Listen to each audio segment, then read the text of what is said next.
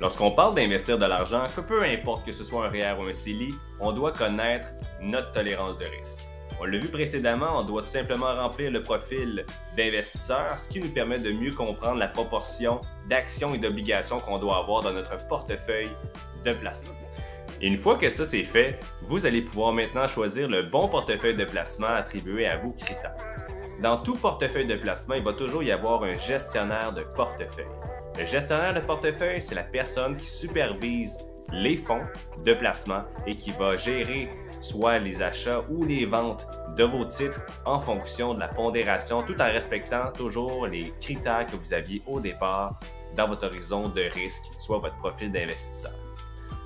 Dans la plupart des cas, on va pouvoir définir et dire que le gestionnaire de portefeuille, c'est la personne responsable qui fait l'achat et les ventes des titres dans votre portefeuille. Évidemment, tout en prospectant le marché et en s'assurant d'avoir les meilleurs rendements possibles.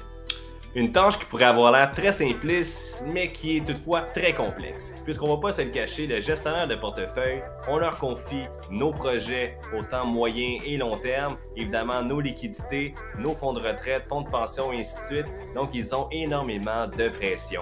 Donc, c'est pour lesquels les banques et les institutions vont toujours engager les meilleurs, donc n'ayez aucune crainte. Mais ce qu'il faut en retenir, c'est que les gestionnaires de portefeuille font énormément beaucoup de recherches. Ils doivent être à l'affût de ce qui se passe au niveau environnemental, autant de ce qui se passe au niveau économique, puisque ces deux facteurs peuvent avoir un impact énorme sur la hausse ou la baisse de votre portefeuille.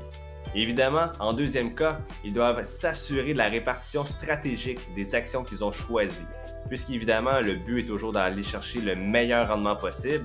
Donc, ils doivent évaluer autant les organisations que les entreprises pour s'assurer qu'ils ont ce qu'il y a de mieux à vous offrir dans votre portefeuille. Le dernier point, et non le moindre, le rééquilibrage.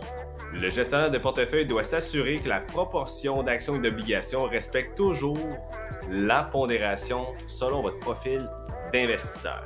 S'il y a une augmentation ou une diminution de l'un des deux, il va tout simplement le recalibrer afin de s'assurer que le portefeuille suit la stratégie initiale.